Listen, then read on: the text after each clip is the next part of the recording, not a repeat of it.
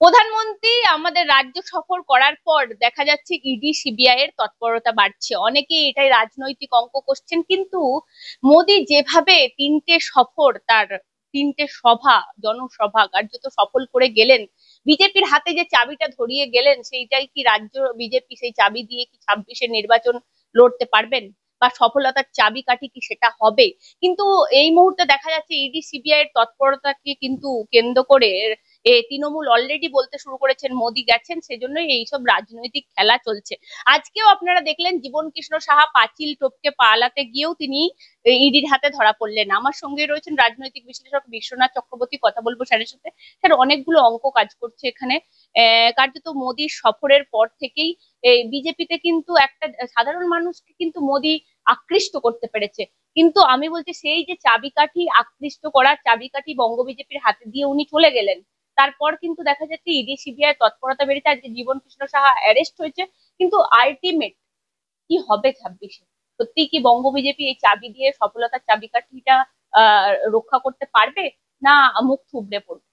না, প্রথমত ED CBI দিয়ে কিচ্ছু হবে না, সেটা আমি তোমাকে পরিষ্কার করে বলি। আর জীবন কৃষ্ণ সাহা গ্রেপ্তারি করেও কিন্তু কিচ্ছু করতে পারবে না, কারণ মানুষের প্রশ্ন আছে যে মাথা কোথায়। ফলে জীবন কৃষ্ণ সাহা একজন এমএলএ, বড়োয়ার এমএলএ। তিনি এর আগেও অ্যারেস্ট হয়েছিলেন। এর আগেও তিনি মানে অ্যারেস্টের সময় নাটক করেছিলেন, মোবাইল মোবাইল ফেলে দিয়েছিলেন তার পুকুরে। এবারও পালানোর চেষ্টা করেছেন। গত সেবার তিনি বেশ কিছুদিন অ্যারেস্ট, মানে জেল কাস্টডিতে ছিলেন সিবিআই এর মাধ্যমে। এবার ইডির মাধ্যমে। ইডি মেইনলি মানি লন্ডারিং এর মামলা দেখে, অর্থাৎ ওনার যে ব্যাংক অ্যাকাউন্ট এর সেই টাকা কোথা থেকে আসলো, কাকে দিলেন, অন্যদের থেকে টাকা কিভাবে আসলো, এই সূত্রেই ইডি তাকে অ্যারেস্ট করেছে। এবং ব্যাংক কোর্টে প্রডিউস করে জেল, মানে তাকে হেফাজতে নিতে চাইবে অবশ্যই। কিন্তু এটা আমি তোমায় বলছি, এর মানে ইম্প্যাক্ট শূন্য, একেবারে শূন্য। মানে দুর্নীতির দমনের প্রশ্নে শূন্য, স্বচ্ছতা আনার প্রশ্নে শূন্য, আর বিজেপির জায়গা থেকেও শূন্য। বিজেপির এতে কোনো এটা বলছেন? বিজেপির এতে কোনো লাভ হয় না, কারণ বিজেপি মানে মানুষ জানে যে মোদি অমিত শাহরা অন্তত সেন্ট্রাল এজেন্সি গুলোকে যদি সত্যি এফেক্টিভলি ব্যবহার করতো, মানে আমি বলছি যে কাজ করতে দিত, তাহলে এতদিন পর্যন্ত পশ্চিমবাংলায় হাফ ডজন মন্ত্রী জেলে থাকতো। এতদিন পর্যন্ত তৃণমূল কংগ্রেসের এরকম শীর্ষস্তরের নেতা নেত্রীরা জেলে থাকতেন। ফলে এটা তো আমাদের কথা নয়, এটা তো আদালত বারবার বলছে যে একটা জায়গায় করে গিয়ে সিবিআই ইডির তদন্ত আটকে যাচ্ছে, মাথা পর্যন্ত যাচ্ছে না। তার মানেই সিবিআই ইডি কে মানে পলিটিক্যালি মানে পারমিশন দেওয়া হচ্ছে না, থামিয়ে রাখা হচ্ছে। ফলে বিজন বিজয় কৃষ্ণ সাহা কে অ্যারেস্ট, সরি, জীবন কৃষ্ণ সাহার অ্যারেস্ট কোনো ইম্প্যাক্ট নেই, শূন্য ইম্প্যাক্ট। বরঞ্চ বিজেপির জন্য নেগেটিভও হতে পারে, কারণ এতদিন পরে কেন এই প্রশ্নটা আসতে পারে। এই জামিন দিলেন কারণ, বা মানে এতদিন কি করেছেন, ইলেকশন আসতে এখন কেন ব্যস্ত, এই প্রশ্নগুলো আসবে। কিন্তু আমি তোমায় বলছি, যেটা খুব মানে বিজেপির জন্য অ্যালার্মিং, ধরো আমি এটা তোমার আগের আলোচনায় বলেছিলাম যে আহ, নরেন্দ্র মোদী কিন্তু এবার একটা ভিন্ন দৃষ্টিকোণ নিয়ে রাজ্যের নির্বাচন প্রস্তুতি সভাগুলো করছেন। আমি বলেছিলাম যে 1010 কোটি টাকা খরচা করে উদ্বোধন করেছেন আলিপুরদুয়ারে, তারপরে উত্তরবঙ্গের জেলাগুলোকে নিয়ে সভা করে সফল। তারপরে তুমি দুর্গাপুরের সভা দেখেছো, বিপুল টাকা বিনিয়োগ হয়েছে এখানে, মেট্রো উদ্বোধন। বিজেপি কর্মী সমর্থকদের মধ্যে একটা বুস্ট করবার চেষ্টা করছেন। শুভেন্দু অধিকারী বিরোধী দলের নেতা হিসেবে তার মতন করে বিভিন্ন সভা, প্রতিবাদ আন্দোলন গড়ে তোলার চেষ্টা, কোন সুরক্ষা যাত্রা করেছেন।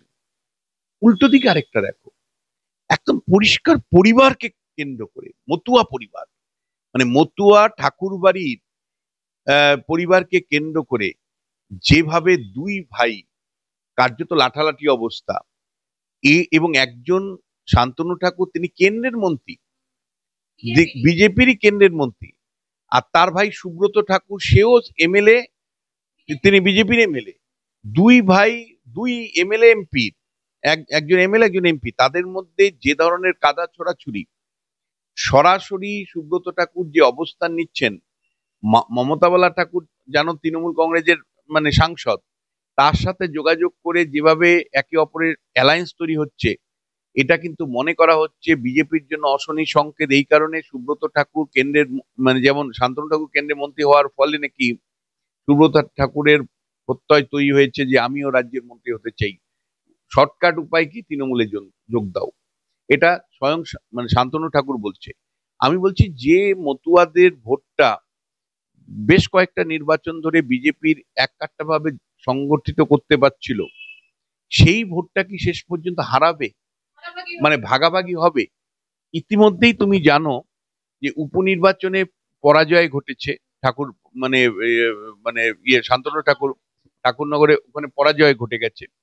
এবার মানে যদি দুই ভাইয়ের মধ্যে লাঠালাঠি চলে, দ্বন্দ্ব চলে, তাহলে কিন্তু আমি মনে করি যে বিজেপির প্রমুখ ক্ষতি হবে। এই জগন্নাথ মানে এর মধ্যেই তুমি জানো নরেন্দ্র মোদীর দমদমের সভায় জগন্নাথ নাকি ডাক পায়নি, মানে সাংসদ, রানাঘাটের সাংসদ জগন্নাথ ডাক পায়নি, এটা খবর। আবার একইভাবে লকেট চট্টোপাধ্যায় ডাক পায়নি, রাজ্য সভাপতি নাকি মানে মঞ্চ থেকে ফোন করছেন যে আপনি কোথায়।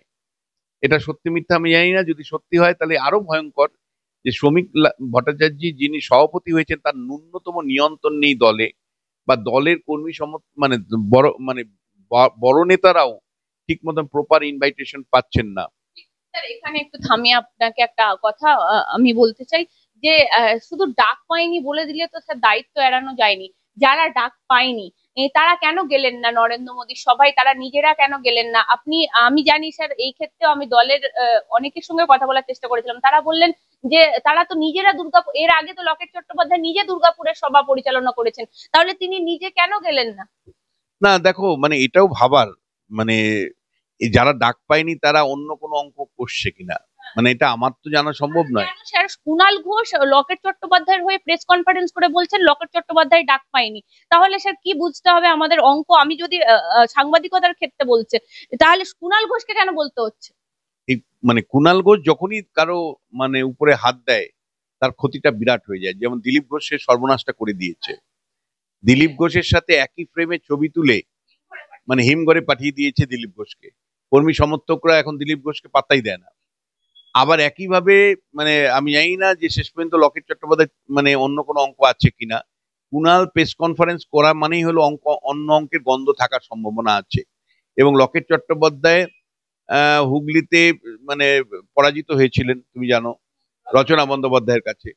তারপরেও দল যথেষ্ট গুরুত্ব দিয়েই তাকে রেখেছিল। এবং এই প্রশ্নটা আসবে যে লকেট চট্টোপাধ্যায় নিজে থেকে গেলেন না, নাকি তিনি অন্য কোনো অঙ্ক কষে গেলেন না, নাকি জল্পনা উস্কানোর জন্য, চাপ তৈরি করবার জন্য। কিন্তু আমি তোমায় বলছি মানে নরেন্দ্র মোদী যখন কোনো কিছু গড়ছে, দলকে গড়ছে, তখন বিজেপি কিন্তু রাজ্য বিজেপি নেতৃত্বের ব্যর্থতা অপদার্থতার জন্য বিজেপি দল কিন্তু ভাঙছে। আমি তোমায় বলছি, কারণ এর মধ্যেই কোচবিহারে কয়েকজন জয়েন করেছে তৃণমূল কংগ্রেসে, এর মধ্যেই বেশ কয়েকটা জেলাতে কয়েকজন নেতা, স্থানীয় স্তরের নেতা জয়েন করেছে। যা মানে এই শান্তনু যে বক্তব্যটা রেখেছে যে সুব্রত ঠাকুরও জয়েন করতে পারে, এবং সেরকমই একটা আভাস পাওয়া যাচ্ছে। তাহলে ঠাকুর বাড়ির মধ্যেও যদি বিভাজন হয়, মতুয়া ভোটের বিভাজন যদি হয়, আরো যদি কেউ কয়েকজন বেরিয়ে যায়, তাহলে কিন্তু শেষ পর্যন্ত এই কথাটা তোমাকে বলতেই হবে যে বিজেপি মানে কেন্দ্রীয় স্তরে নেতাদের উদ্যোগে, বিশেষ করে নরেন্দ্র মোদীর উদ্যোগে যখন সভাগুলোর মাধ্যমে জোড়ার চেষ্টা করা হচ্ছে, তখন রাজ্য বিজেপির ব্যর্থতায় কিন্তু বিজেপিটা ভাঙছেও, এটাও তোমায় মাথায় রাখতে হবে। এবং একই সাথে তোমায় বলতে চাই, আর কতদিন শান্তনু ঠাকুর, সুব্রত ঠাকুর, মতুয়া মমতা ঠাকুর এরা আর কতদিন ব্ল্যাকমেল করবে বলতে পারো? মানে এরা তো কার্যত পরিবার ছাড়া কিচ্ছু বোঝে না। মানে মতুয়া সম্প্রদায়ের আহ, উম, না আমি শুধু তাই নয়, মানে আমি বলছি প্রমথনাথ আহ, আহ, বাবুর যে বা তাদের যে দাদা ঠাকুরদের যে অবদান, সেই অবদান যথেষ্ট গুরুত্বপূর্ণ অবদান। মতুয়াদের একটা প্রান্তিক সম্প্রদায়কে তুলে আনার পেছনে মানে ওনাদের বাবা দাদা ঠাকুরদের বিরাট অবদান আছে। কিন্তু যে প্রশ্নটা আসছে, এখন যারা মানে মতুয়াদেরকে নেতৃত্ব দিচ্ছেন, শান্তনু হতে পারেন, সুব্রত হতে পারেন, মমতাবালা ঠাকুর হতে পারেন, তার আগে কপিল কৃষ্ণ ঠাকুর হতে পারেন, এরা কিন্তু কেবলমাত্র ব্যক্তি স্বার্থে রাজনীতি করছে। আমি তোমায় বলছি, দিনের শেষে মতুয়ারা কি পাচ্ছে তুমি বলো তো? শান্তনুরা কেউ এমপি হচ্ছে, এমএলএ হচ্ছে, মমতাবালা ঠাকুর এমপি হয়ে গেল, কেউ তৃণমূলকে ব্যবহার করে হচ্ছে, কেউ বিজেপি কে ব্যবহার হচ্ছে। আমি পরিষ্কার করে বলতে চাই যে এতে আলটিমেটলি মতুয়ারা কতটুকু সাহায্য পাচ্ছে, কতটুকু তাদের লাভ হচ্ছে। কিন্তু মতুয়াদের নাম করে শান্তনু বলো, মমতাবালা ঠাকুর বলো, সুব্রত ঠাকুর বলো, এরা ক্ষমতা ভোগ করছে, এরা ক্ষমতাকে ভোগ করছে, এনজয় করছে, এবং এরা দুটো রাজনৈতিক দলকে ব্ল্যাকমেল করছে। অর্থাৎ তুমি বিজেপি আমাকে এটা দেবে না, মানে শান্তনু তো এরকমই মানে বলেছিল যে এবার আমাকে প্রার্থী না দিলে তৃণমূলে জয়েন করবে, সুব্রত ঠিক বলেছে। আবার মন্ত্রিসভায় যদি না নিত, তাহলে অন্য দলে মানে দল পরিবর্তন করে নিতে 5 মিনিট লাগবে না। মানে সুব্রত ঠাকুর একটা বার্তা দিয়েছে, আমি দেখলাম ফেসবুকে পোস্ট করেছেন যে আমি কোথাও যাওয়ার নয়, আমি আমার সম্বন্ধে এগুলো মিথ্যে রটানো হচ্ছে, যদি যাওয়ার হতো আমি তো অনেকদিন আগেই চলে যেতাম। তাহলে উনি সত্যিটা বলুন, উনি তো নিজেই বলেছেন যে শান্তনু ঠাকুর যদি টিকিট না পেতে চলে যেত তৃণমূল কংগ্রেসে, উনিই বলেছেন। তাহলে বেসিক্যালি কি হচ্ছে যে ভাই তুমি যদি আমাকে টিকিট না দাও, তুমি যদি আমাকে মন্ত্রিসভায় স্থান না দাও, তাহলে আমি জাস্ট পাল্টি খেয়ে অন্য দলে চলে যেতে 5 মিনিট লাগবে না। পারিবারিক বিবাদে রাজনীতিকে কাজে লাগানো হচ্ছে। শুরুতেই আমি তোমায় বললাম যে পুরোপুরি ব্যক্তি স্বার্থে, পারিবারিক স্বার্থে এরা মতুয়াদেরকে ব্ল্যাকমেল করছে, মতুয়াদের সর্বনাশ ঘটাচ্ছে, এদের মতুয়ার নাম করে এরা নিজেরা ক্ষমতা ভোগ করছে। এরা দুটো রাজনৈতিক দল, তৃণমূল কংগ্রেস এবং বিজেপি, দুটোকেই কিন্তু মানে নাকানি চুবানি খাওয়াচ্ছে, এবং দুটো দলকেই কিন্তু ব্যবহার করছে তাদের সুবিধে মতন। ফলে আমি তোমায় বলছি, এই রাজনীতিটা আর যাই হোক, ব্যক্তি স্বার্থ, পরিবারের স্বার্থের বাইরে বৃহত্তম কমিউনিটির সাথে কাজ করেছে, এটা আমি কিছুতেই বলতে রাজি নই। স্যার, আর একদিকে আপনি বলছেন নরেন্দ্র মোদী যেমন গুছিয়ে যাচ্ছে, বঙ্গ বিজেপি ভাঙছে। আমি বলছি স্যার, একটা জিনিস সত্যি কথা বলতে, আমাদের রাজ্যে যেভাবে সন্ত্রাস চলছে, আপনি দেখছেন বারুইপুরের ঘটনা, আমি বলছি তাকে পেটানো হচ্ছে, মারা হচ্ছে, পুলিশ বলছেন ড্রাগ অ্যাডিক্টেড, কিন্তু যখন মারা হচ্ছে তাকে কি শব্দ বলা হচ্ছে, কেন বিজেপি করিস, তোর এটাই ভুল, এই ধরনের বলে তাকে পিটিয়ে মারা হচ্ছে। এখন আমাদের এই রকম পরিস্থিতির, তাহলে প্রশাসন কি করছে স্যার? দেখো, একটা প্রশ্ন তো আসবে যে তো বিজেপি করলেই মারার এখতিয়ার হয়ে যায়? মানে আমাদের রাজ্যে বিজেপি কর্মীরা বা বিরোধী কর্মীরা মারা যান, এটা সবাই জানে যে এ রাজ্যে শাসক দল বিরোধীদের উপর, বিরোধীদের মন এবং দেহের উপর নিয়ন্ত্রণ নেয়। ত্রিলোচন মাহাতো 2020 সালে তাকে মানে গাছের মধ্যে ঝুলিয়ে মারা হয়েছিল পুরুলিয়া জেলায়। তারপরে তুমি জানো উত্তর 24 পরগনা গোয়ালপুকুরে কিভাবে একজন প্রাক্তন এমএলএ কে ঝুলিয়ে মারা হয়েছিল। ঝুলিয়ে মারার একটা রেওয়াজ আমরা 2021 নির্বাচনের আগে দেখতে পাচ্ছিলাম। মার্ডারের পর মার্ডার। নির্বাচনটা যখন হয়ে গেল, তার 5 দিন মানে তাণ্ডব চললো, রক্তগঙ্গা বইলো, এবং বিরাট সংখ্যক বিজেপির কর্মী সমর্থকদের এবং সিপিএম এরও কিছু, তাদেরকে মৃত্যু বরণ করতে হলো। প্রায় 54 জনের মৃত্যু ঘটেছিল, 3500-এর মতন বাড়িঘর লুট করা হয়েছিল, 100 জনের উপর মহিলাকে রেপ করা হয়েছিল। আসাম, বিহার, তোমার উড়িষ্যায় এবং ঝাড়খণ্ডে আশ্রয় নিতে হয়েছিল বহু মানুষকে। স্বয়ং তৎকালীন রাজ্যপাল ধনকর নন্দীগ্রামে গিয়ে কেঁদে দিয়েছিলেন এক ধর্ষিতা মাকে দেখে। ফলে এইরকম একটা ছবি পশ্চিমবাংলায় আমাদের দেখি আমরা, যে শাসক দল কত বেপরোয়া। আমার প্রশ্ন হচ্ছে, বারুইপুরের ঘটনাটা পুলিশ এত এত সময় নিল কেন? এত সময় পরে সেটা নিয়ে তদন্ত শুরু হলো কেন? হাসপাতালে এতক্ষণ পরে নিয়ে যাওয়া হলো কেন? এবং কি লুকোতে চাইছিল? এই প্রশ্নগুলো তো আসবে, এটা যে কোনো রেশনাল মানুষ করবে। অবস্থা স্যার এতটাই খারাপ, নজরুল ইসলামের মতো আইপিএস তিনি কেঁদে হাত জোর করে বলছে কি প্রশাসনের অবস্থা, তিনি কালকে কেঁদে ফেলেছেন আমাদের ক্যামেরার সামনে। একেবারে, আমি তো বলছি তোমাকে, এবার মানে এখানে না কাদার একটা, যেমন রাজ্য প্রশাসন নিয়ে যেমন আমরা জানি, আমি বিচলিত কিন্তু বিরোধী দলের নেতা জায়গা থেকে। বিরোধী দলের নেতা যে, মানে ধরো অমিতাভ চক্রবর্তী না, অমিতাভ চক্রবর্তীকে আমার ডিরেক্ট প্রশ্ন যে আপনি আপনার কর্মীকে বাঁচাতে পারেন না কেন? আপনার কর্মীকে বাঁচাতে পারেন না কেন?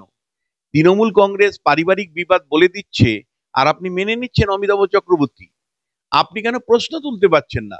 কেন আপনি ক্যামেরার সামনে এসে বলতে পারছেন না? যারা বলে তাদেরকে আপনি আটকানোর চেষ্টা করছেন কেন? একদম পরিষ্কার করে আমি বলতে চাই, কেন আপনি একজন অর্গানাইজেশনাল সেক্রেটারি হিসাবে মানে সত্যি প্রতিবাদ করতে পারছেন না আপনার? একেবারে এই প্রশ্নটা কিন্তু আমি অমিতাভ চক্রবর্তী আপনাকে করতে চাই। আর কত মানে সেটিং দেখতে হবে আমাদের, আমি জানি না আর কত নিচু স্তরে মানে মানে মানুষ মানে বিজেপি কর্মীর মৃত্যু হবে, তার প্রতিবাদ হবে না? তার প্রতিবাদ সে সে বিজেপি করুক আর যাই করুক, তুমি একটা ভাবো তোমার বাড়িতে গিয়ে কেউ পিটিয়ে দিয়ে মেরে ফেলে দিচ্ছে এবং সেটা আবার প্রকাশ্য ভিডিও বেরিয়ে যাচ্ছে, তার প্রতিবাদ কেউ করবে না? সাহস করে করেছিল বলে আজকে আমরা দেখতে আমার প্রশ্ন আমার প্রশ্ন হচ্ছে এটা কেউ করতে পারবে না? এটা মানে দেখো আমরা সাধারণত আরব দুনিয়ার কথা বলি, আমরা অনেক সময়ই বলি যে ইসলামিক স্টেটে এই ধরনের মৃত্যু দণ্ড দেওয়া হয়, পিটিয়ে মারা হয়, তারপরে গলা শিরচ্ছেদ করা হয়, এইরকম মানে হিংসা।